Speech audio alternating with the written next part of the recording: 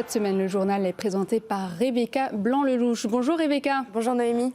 Encore une semaine avant de connaître le nom du repreneur de l'enseigne GoSport, de ses 2100 salariés, de ses 169 magasins, dont 87 franchisés, le tribunal de commerce de Grenoble va trancher prochainement. Oui, et résultat, le 28 avril prochain, une vingtaine de sociétés se sont positionnées pour reprendre GoSport, mais parmi elles, deux sont en pole position, le français Intersport et le britannique Frasers. Le premier ambitionne de reprendre plus de 2/3 des magasins GoSport et promet 100 à 150 millions d'euros d'investissement dans les 8 ans à venir. Le géant britannique Frasers, lui, connu pour exploiter les enseignes Sport Direct ou Agents Provocateurs, dit vouloir reprendre 74 des 81 magasins détenus en propre par GoSport et envisage d'investir plus de 120 millions d'euros sur les 3 prochaines années. On ne sait pas bien ce que la justice va décider, mais pour Force ouvrière, en tout cas, les deux prétendants présentent deux offres très sérieuses avec une casse sociale limitée.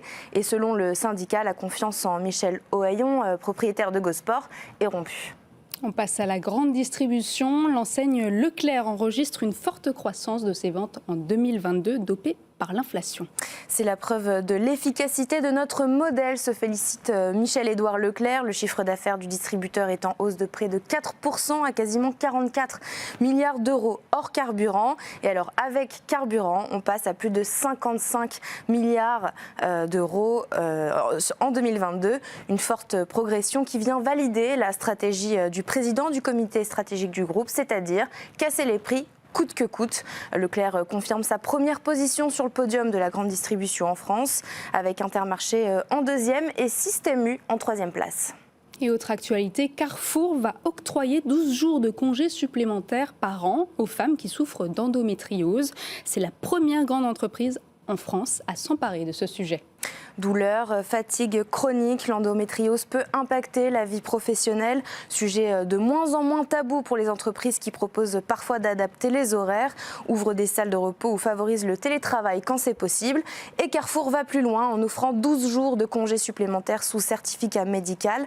Un engagement fort pour le distributeur en tant que premier employeur privé de France qui pourrait faire des émules.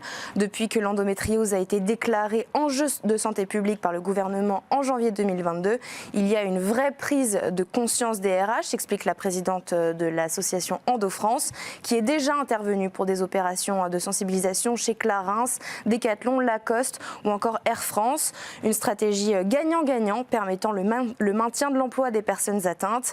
Pas de quoi désorganiser les plannings, assure-t-on chez Carrefour, comme le craignent les organisations patronales. Et Amazon lance Ratatouille, un projet pour redorer son image en France, où l'entreprise n'est pas aussi populaire que sur d'autres marchés. Ratatouille, comme le film Walt Disney qui se passe à Paris. Selon Bloomberg, il s'agit d'un projet relations publiques d'Amazon qui souhaite améliorer son image en France. Un plan de com qui regroupe une douzaine d'initiatives, comme des pubs à la télé, la promo de produits français vendus sur la plateforme, une boutique en ligne présentant des produits fabriqués en France. Le plan Ratatouille a commencé il y a environ 3 ans et s'est aussi traduit par la présence d'Amazon pour la première fois au Salon de l'Agriculture à Paris. L'entreprise a aussi commandé des études pour montrer son impact positif sur l'économie. Une étude qui démontre d'ailleurs que 8 employés d'Amazon sur 10 recommandent d'y travailler.